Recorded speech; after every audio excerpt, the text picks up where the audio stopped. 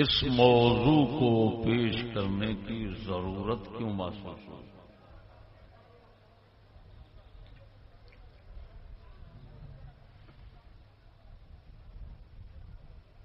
ہم جب پاکستان کے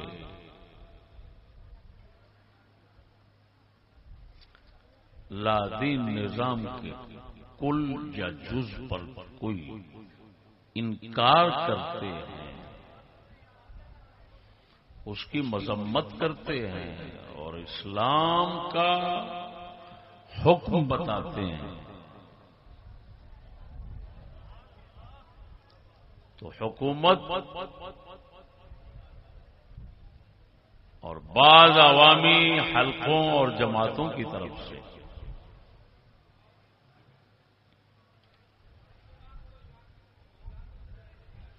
ہمیں پاکستان کا مخالف، پاکستان کا دشمن اور اس طرح کے دیگر القابات سے یاد کیا جاتا ہے اور کہا جاتا ہے کہ یہ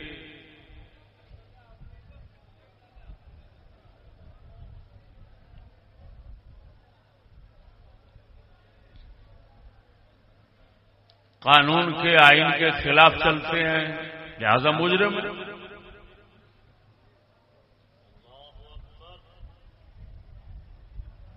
تو میرے اس موضوع میں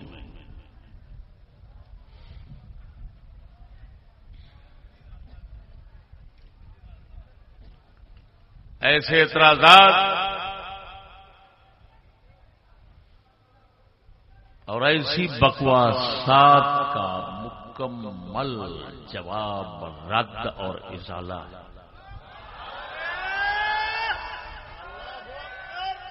موضوع اردو میں ہوگا اور دنیا سنے گی۔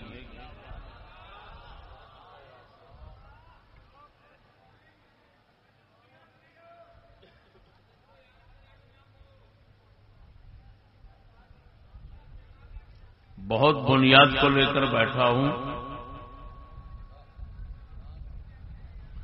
جو کچھ کہوں گا، جو بیان کروں گا، دنیا کائنات میں پہلی مرتبہ بیان ہوگا۔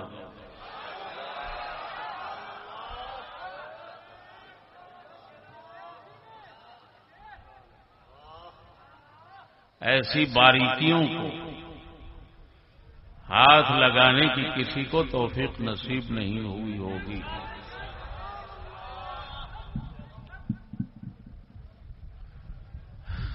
آپ کی آمد کا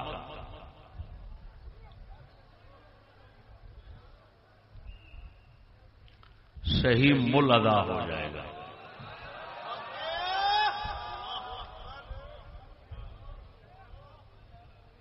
دوستو، ابتدائی بات کرتا ہوں، قرارداد مقاصد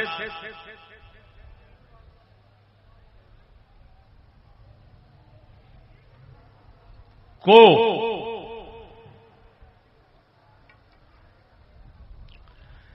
پاکستان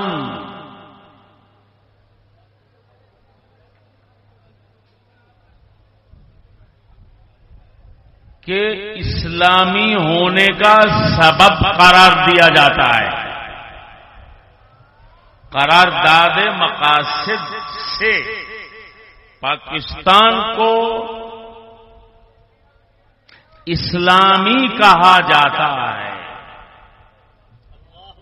ہم نے دیکھنا ہے کہ خود قرارداد مقاصد بھی اسلامی ہے کہ نہیں۔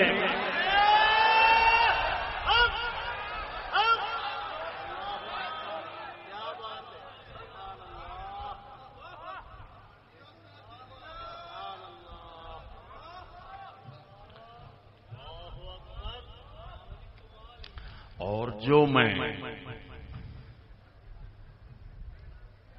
بیان کرنا چاہتا ہوں اور قرارداد مقاصد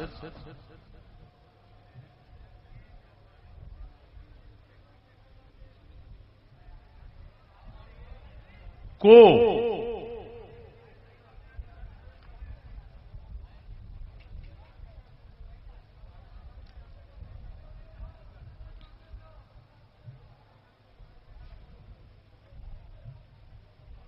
تنقید کا نشانہ بنانا چاہ رہا ہوں،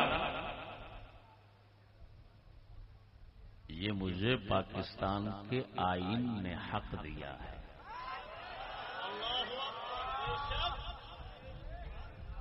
بلکہ اگر میں کہوں کہ مجھے قرارداد پاکستان نے یہ حق دیا ہے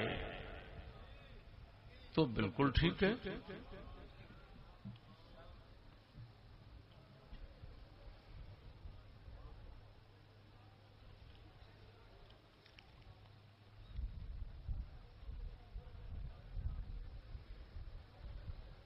کیونکہ یہ پاکستان کے آئین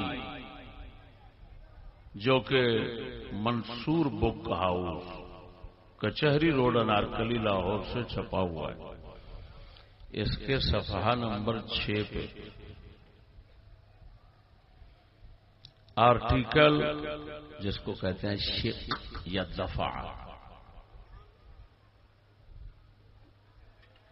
دفعہ 2 جس کے لفظ ہیں اسلام مملوکتی مذہب ہوگا، جس کو لوگ پڑھتے ہیں مملکت لفظ ہے مملوکت، اسلام مملوکتی مذہب ہوگا۔ اس کی تشریح میں لکھا ہوا ہے، اس سے مراد یہ ہے کہ اسلام کو مملکت کے سرکاری مذہب کی حیثیت حاصل ہوگی اور اس کے لیے کوئی بھی قانون قرآن و سنت کے خلاف نہیں بنایا جائے گا، اور اس مقصد کے حصول کے لیے وہ تمام قوانین اسلام کے سانچے میں ڈالے جائیں گے جو اسلامی قوانین سے متصادم ہوں گے، تاکہ صحیح معنوں میں اسلام کو ملک کا سرکاری مذہب قرار دیا جا سکے۔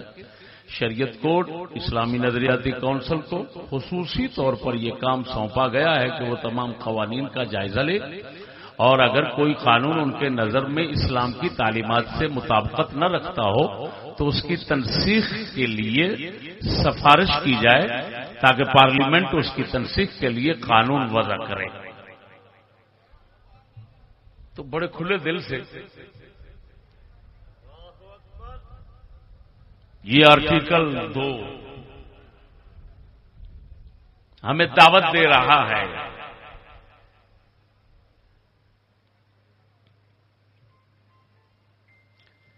پاکستانی قانون پر تنقید کرنے اور اس پر تبصرہ کرنے کی،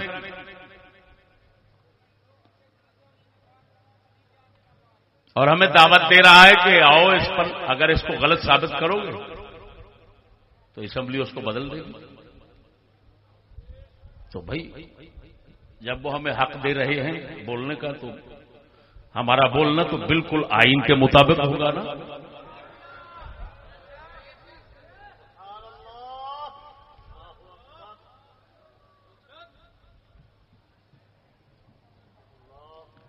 میرے بھائیوں،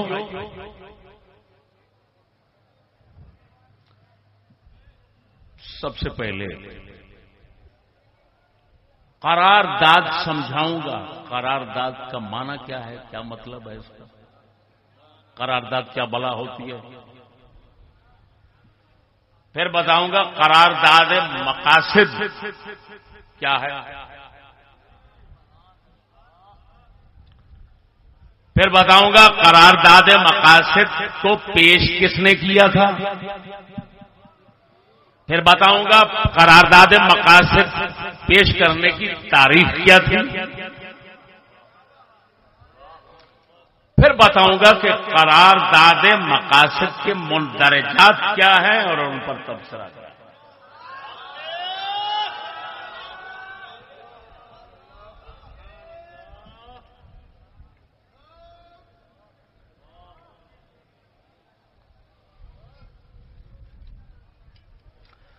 اور میں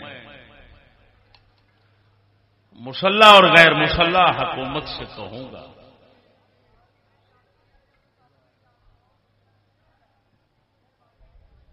کہ جن باتوں کی تم خود اجازت دیتے ہو اور خود دعوت دیتے ہو ان باتوں پر برہم ہونے کی کوشش نہ کیا کرو. ناراض ہونے کا کیا معنی؟ کیا تمہارے پاس عقل نہیں؟ جو تمہارے دماغ اور منہ سے نکلتا ہے اس کا تمہیں پتہ نہیں؟ کیا تمہارے آئین اور قانون میں جو کچھ لکھا ہوا ہے اس کی تمہیں کوئی خبر نہیں؟ اگر خبر ہے تو خبردار رہو، جگر تگڑا کرو.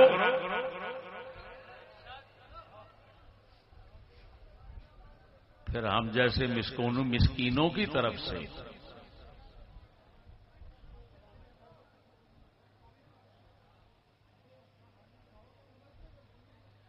جب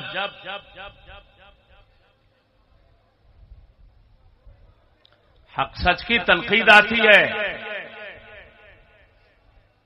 انکار آتا ہے، تو اس کو ٹھنڈے دل سے برداشت کرنے کا حوصلہ پیدا کرو. بدماشی دکھانے کا کوئی فائدہ نہیں.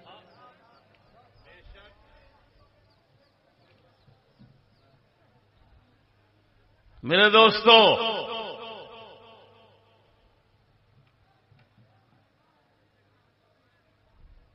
لفظ قرارداد سب سے پہلے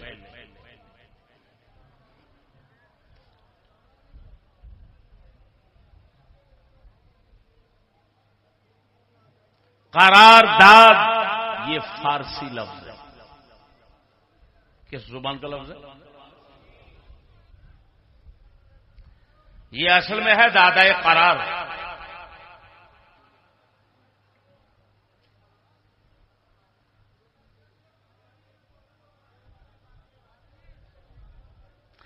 قرار دیا ہوا.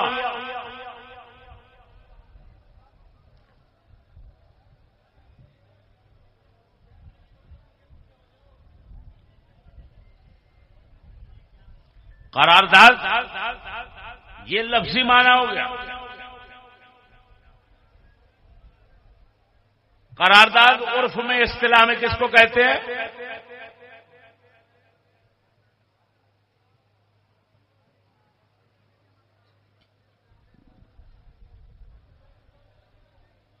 کسی بھی مسئلے پر لوگوں کی رائے لینے کے بعد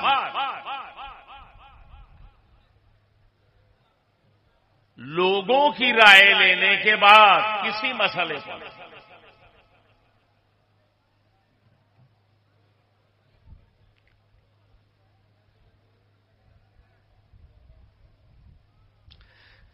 مسئلے پر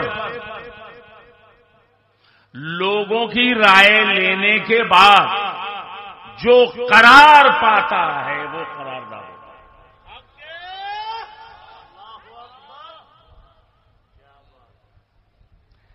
قرارداد میں حکم نہیں ہوتا. قرارداد میں فیصلہ نہیں ہوتا. قرارداد میں تجویز لی جاتی ہے کہ بھائی یہ مسئلہ ہے، آپ کا کیا خیال ہے؟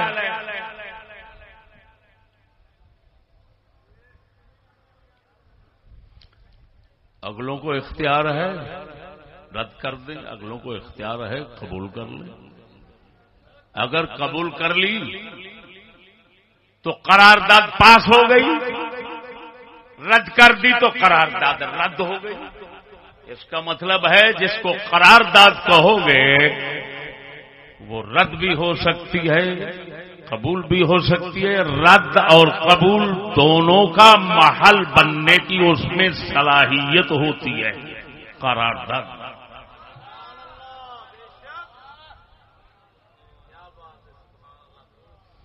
اگر کوئی کمینہ جو میں معنی بتا رہا ہوں اس معنی کا انکاری بنتا ہے تو پھر اس کے ساتھ ہمارا کوئی کلام کرنے کا حق نہیں بنتا. کیوں؟ وہ بیچارہ بے وقوف پاگل ہے، وہ مخاطب ہونے کا اہل ہی نہیں کہ اس سے کوئی صاحب علم بندہ کوئی بات کرے. ورنہ جو میں نے بیان کر دیا یہ لغتوں کا، عرف کا، اصطلاح کا یہ خلاصہ ہے. خلاصہ قرارداد کا محل قبول و محل انکار ہونا پکا یقینی ہوتا ہے. اگلوں کو اختیار ہوتا ہے مانے یا نہ مانے. اگر مان لی سب نے کہا ہاتھ کھڑے کر کے جی ہم بالکل اس قرارداد کے ساتھ ہیں تو قرارداد پاس ہو گئی. اگر انہوں نے کہہ دیا بھائی ہم تو قبول نہیں کرتے قرارداد رد ہو گئی. تو قرارداد رد بھی ہو جاتی ہے، قرارداد قبول بھی ہو جاتی ہے.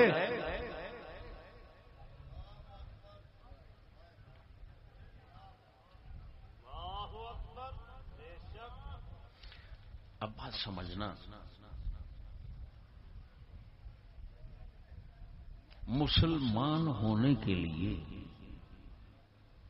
ہر مسلمان کو عقیدہ رکھنا فرض ہے کہ اسلام کوئی قرارداد نہیں. جو اسلام کو قرارداد سمجھتا ہے وہ کافر ہے، اسلام سے خارج ہے.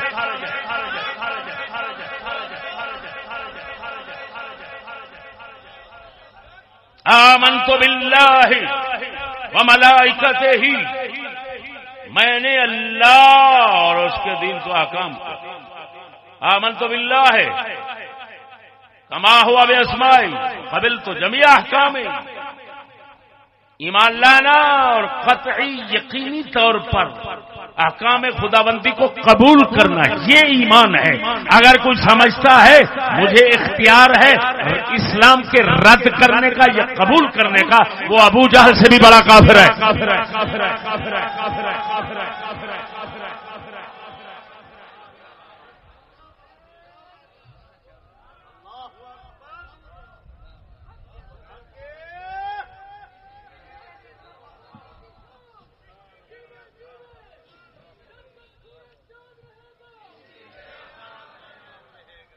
اور میں حکومت والوں سے کہتا ہوں کہ مجھ ناچیز مسکین سے لڑنے بھیڑنے کی نہ سوچو، مجھ مسکین کے ساتھ علمی میدان لگانے کی سوچو. تمہارے پاس تو مولوی بھی بہت ہیں، ڈاکٹر سکالر پروفیسر بھی بہت ہیں، یورپ کے ہیں، ادھر کے ہیں، ادھر کے ہیں. ایمان سے کہتا ہوں، میں بڑے کھلے دل سے حکومت کو چیلنج کر رہا ہوں کہ اگر تمہارے اندر کوئی سلیقہ طریقہ ہے تو میدان رکھ لو. ناچیز مناظرے کے لیے حاضر ہے.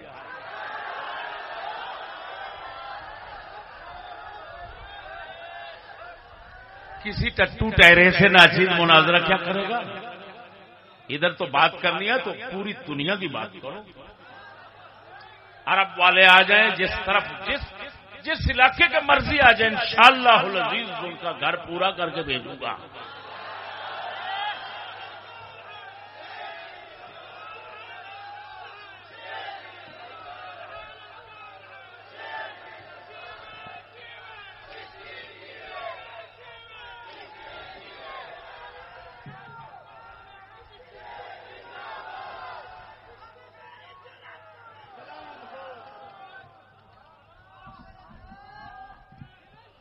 میرے دوستو،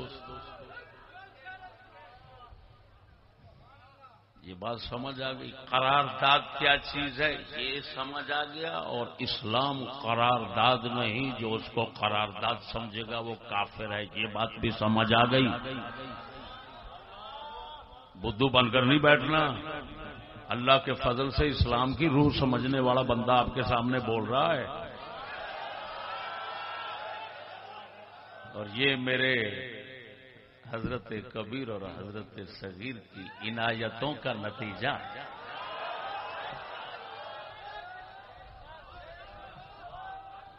ورنہ من دانم من آنم کے من دانم. دوستو